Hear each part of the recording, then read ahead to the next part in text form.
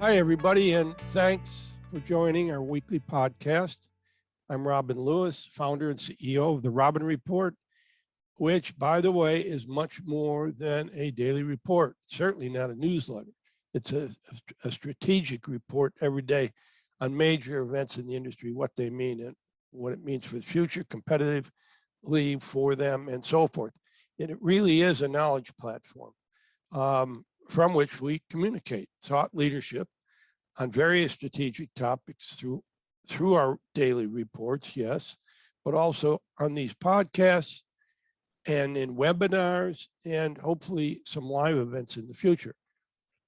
So along with our chief strategist, Shelley Kohan, who, by the way, is a professor at FIT and Syracuse University, we welcome you to our weekly podcast. And today's topic is where pre-loved is reloved. Actually, Shelley, I stole this from Shein, you know, the on fire fast fashion brand that we've been talking about a lot lately. They just launched their own resale site called Shein Exchange. And their slogan is, where pre-loved is reloved. I think it's great. You know, they used this to resell in other marketplaces, but now their customers can buy and sell on Shein's own mobile app. So, and as you know, Shelley, resale or circularity strategies are main buzzy concepts today, and they have at their core sustainability. Again, part of the quote unquote save the planet and environmental concerns. thredUP, of course, was one of the first, launched in 2009. And at its core was the knowledge that tons and tons of apparel were ending up in landfills.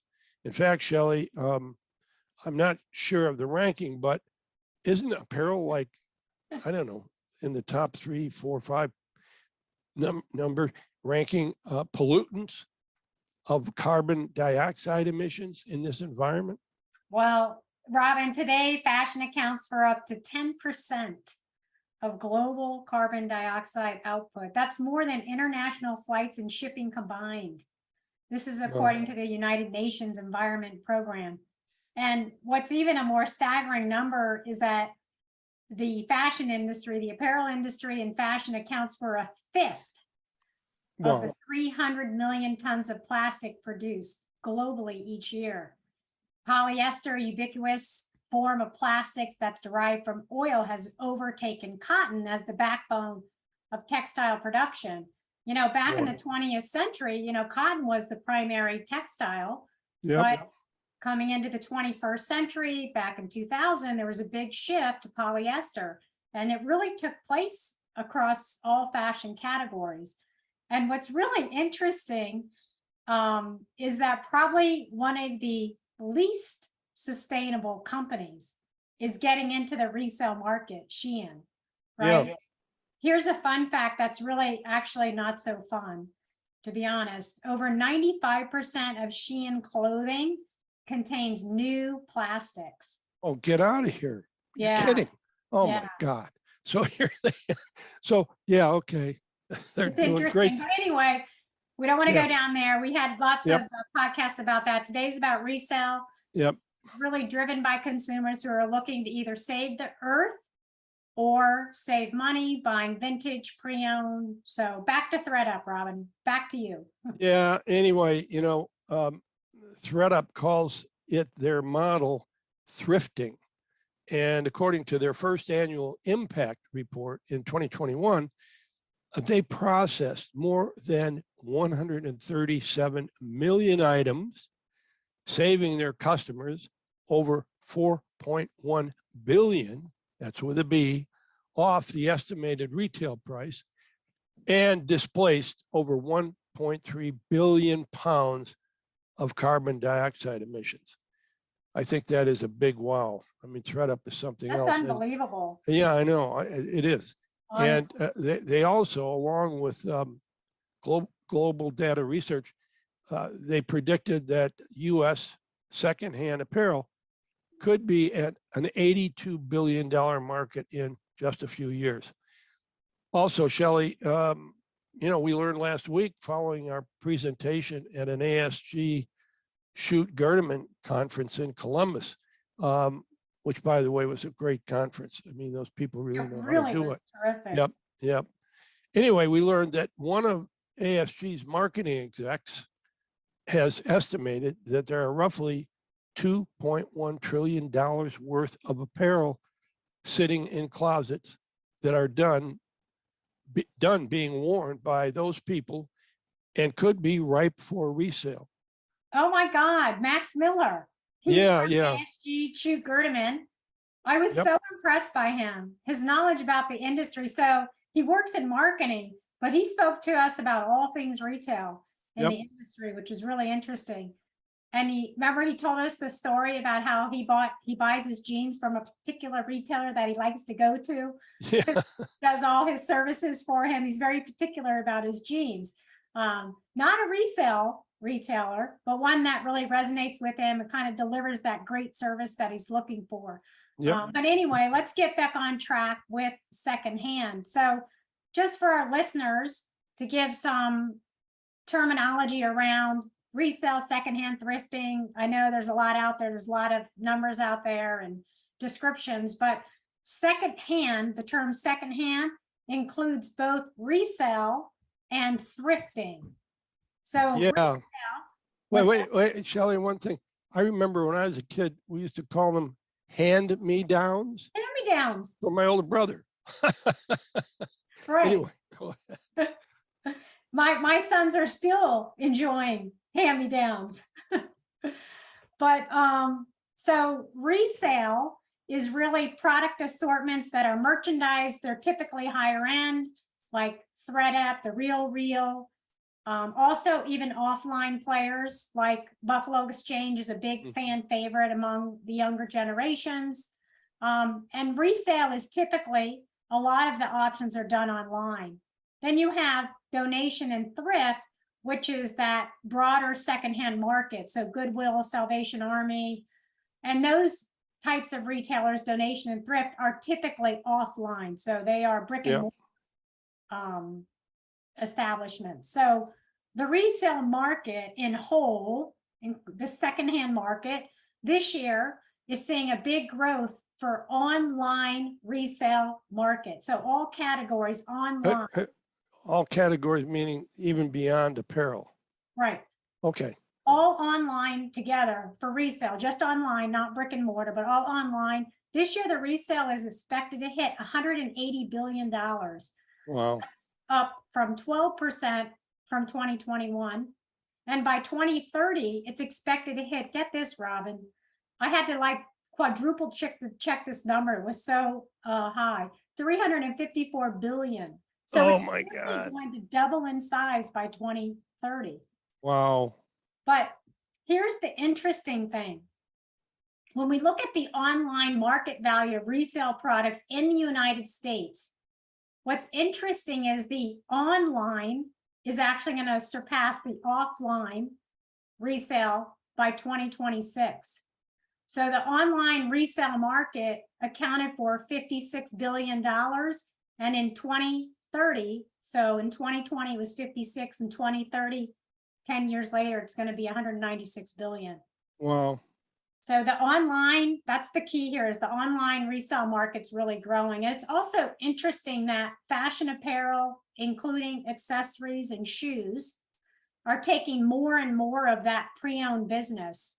So if you look at last year, apparel, accessories, and shoes was about 17–18% of total online pre-sale orders, resale. And by 2025, it's going to go up to 25%. So apparel, accessories, and shoes is becoming bigger and bigger in terms of the resale market. And you're going to like this, Robin, a big boost to this online resale fashion sales is none other than Amazon. I knew it was coming. They said it would never happen. They said it, they said it, they said it. Well, look, it remains to be seen how that will go. But that's a whole other topic as well. It is, but Listen. literally, Robin, I'm not even kidding. Literally today, Yeah, I know. Amazon starts, they're selling pre-owned luxury items. I'm talking LV, Chanel, Prada, Gucci, Rolex, Hermes. So, Well, and these are all goods that are authenticated. So they're authentic goods from these brands. They're yeah, from a distributor called What Goes Around Comes Around, WGACA. It's a third-party distributor who's been doing business been doing business in vintage and pre-owned goods back to 1993. They actually have 2 stores in New York City, but they are the sole vendor for luxe pre-owned goods on Amazon's site. So this is what we call accessible luxury. So wait, expectable? No, accessible, right? Okay. accessible. It's making all, Chanel's and Hermes and All all right. accessible to more people, right? Accessible luxury. The secondhand apparel market. So secondhand apparel market worldwide is going to be 218 billion by 2026. And that is up from 96 billion last year. Luxury apparel last year was about 34% of the resale apparel market. And when we look at the secondhand resale market, what's interesting is 55% of the secondhand resale market is from Europe and 27% is from the US. And that's from that awesome thredUP report. Oh, really? That they So Europe is way ahead of us in this space. Yes. Yeah, interesting. So yeah, huge number, Shelley, amazing, and some other amazing tidbits that you put out there. And this is another one of the big demands that younger consumers are really forcing brands and retailers to find strategies to protect the environment and to also process ways towards circularity. Yeah, Robin. And, it is a big deal. And we have been talking about this and discussing this for such a long time. Our hope is that the relative mess we've made out of the environment and the climate change, that we've left it for those younger generations to kind of clean up, right? You recall, this is interesting. So you recall we had a great lunch with Bill Taubman last year. Yeah. And, he's a very, very smart guy. But anyway, okay. Yeah, and he sold, so he had Taubman Malls and he sold them to the Simon Property Group. He still retains, I think, 20% of equity in combined businesses. Anyway, we had a very wide-ranging discussion. And it was great because he was so forthcoming and totally awesome how he shared his knowledge with us. But I do want to share with our audience a couple of comments he made regarding specifically the resale concept.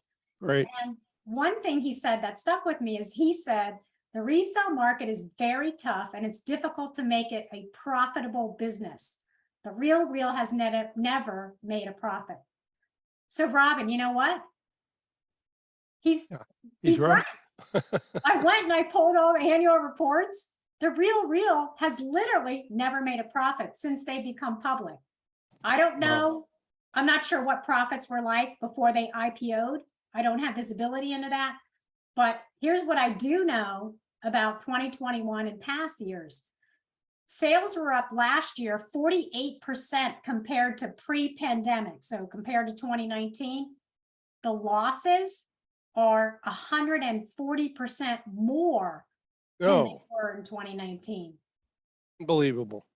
Last year, the company did about 460 million in revenue. They had about a 58% gross margin, which is not bad, but it runs a high SG&A, 412 million SG&A.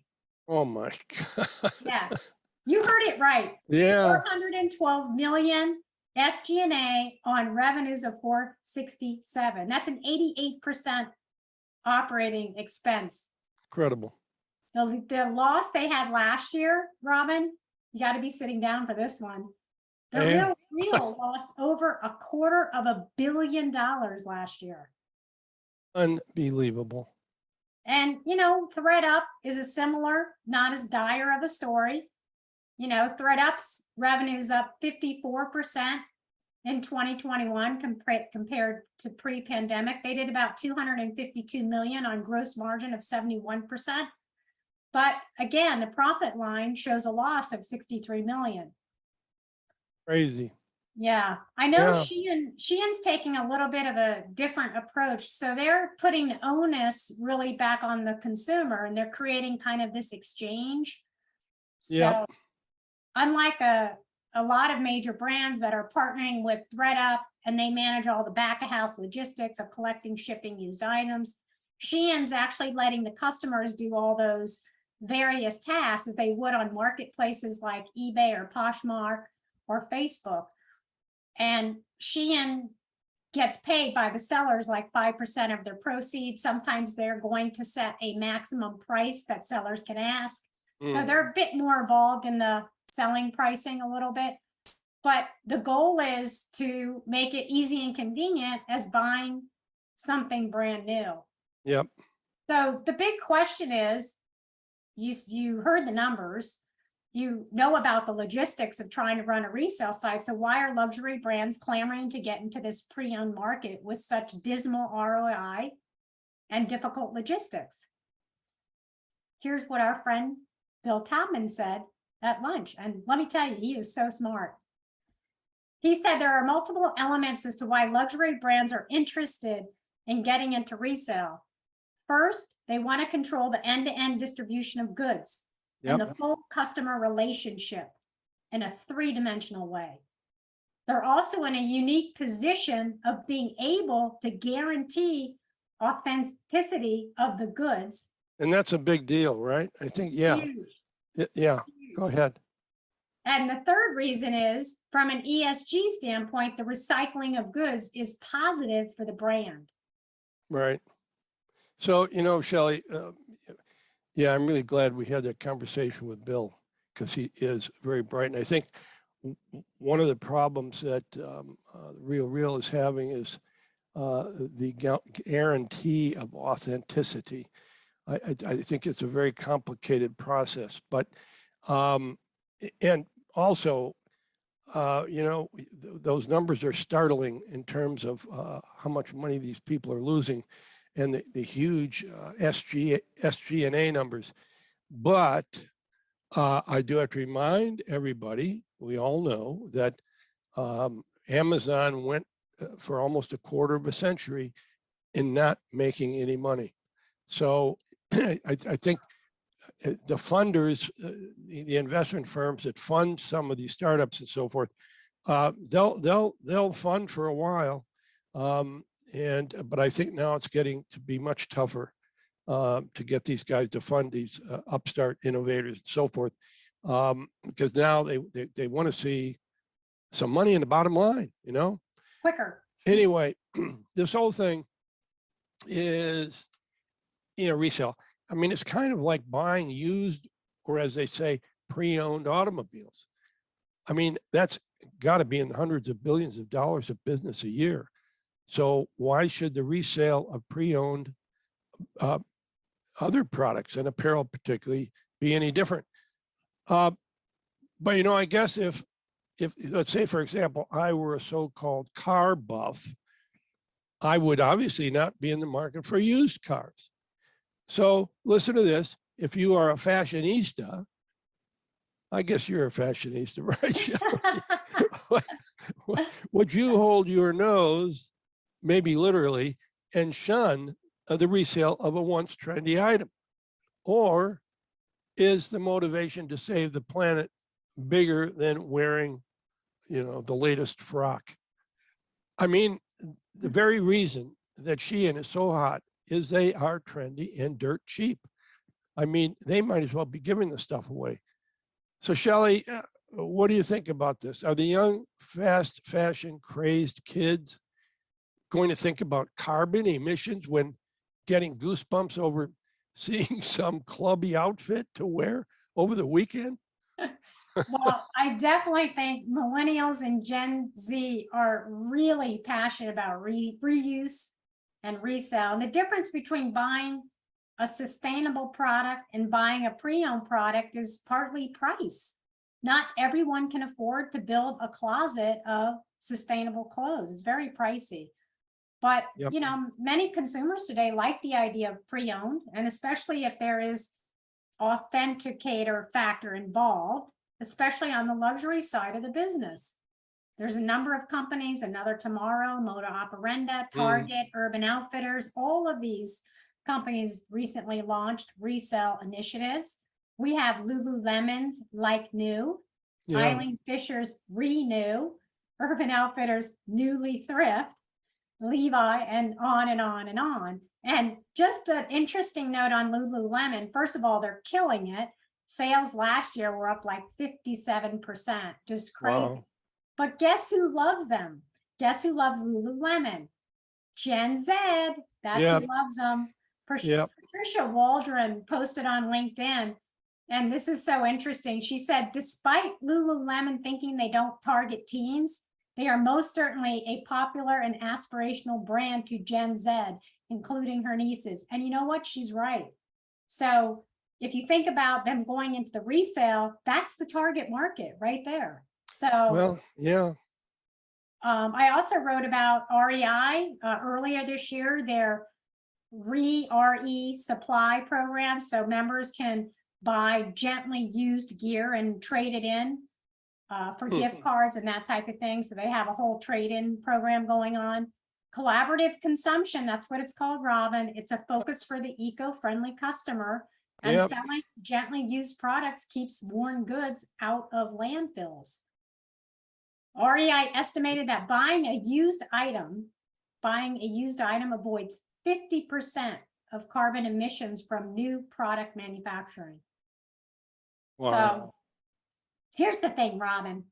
It can't be a losing proposition long term. We know that. Retailers need to figure out how to make it profitable or Yep. minimally cost neutral, right? Yep.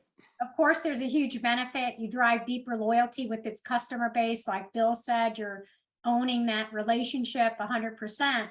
And there's a huge benefit to driving that deeper loyalty, but it can't lose money. At the end of the day, that's it. At the end of the day. No one's going to be in business if it loses money. Yep. The marketplace concepts help with some of the very high operating costs. You know, so having a marketplace that people can sell used goods in, probably less than sending goods back and forth.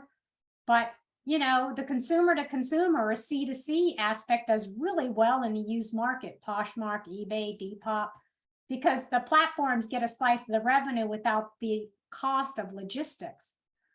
So companies that do pre-sell or resale or pre-owned need to have an IT infrastructure and reverse logistics process set up to make sure re-commerce doesn't become a cost of doing business. Many companies are struggling just to get product through the supply chain. So adding another complexity wouldn't be a smooth process for a lot of companies. So using third parties like thredUP makes sense. It takes the burden off the retailer from an operating standpoint. With that said, though, you saw it, Robin, thredUP's not making money either. So what will it do to stay in business? Yep. So the four major barriers for retailers for getting into the resale market, according to the thredUP impact report, one, it doesn't align with the brand narrative. I think the narratives are changing, Robin. I'm not going to lie. We're seeing that, you know, with the luxury market. The ROI isn't proven. That's a huge barrier. Resale will cannibalize new product sales. Definitely a concern. And trying to get stakeholder buy-in. So the concept is great. I think the action of a circular economy is great. Resale is a big, big win in a lot of areas, but retailers have to figure out the ROI. You said it, Shelley. But you know what? If it sounds a lot like good news, bad news, right? Good news, if enough of our young consumers do walk the walk and buy more pre-owned, obviously it will help our environment. Bad news, it will probably cannibalize new product sales to a certain degree, thus like RealReal, the business may lose money. And yes, thredUP says the ROI is yet to be determined. And that is, at the end of the day, the whole model will either survive and thrive or be gone, right? That's right. I'm confident someone's going to figure it out, though. We have a lot of smart retailers out in retail land. So Yep. for our listeners, you can find more of our podcasts on Apple, Spotify, Buzzsprout, and therobinreport.com. Look for us on YouTube, where we broadcast our podcast as well.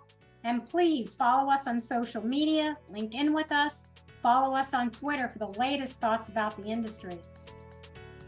And I would like to thank everybody again for joining us.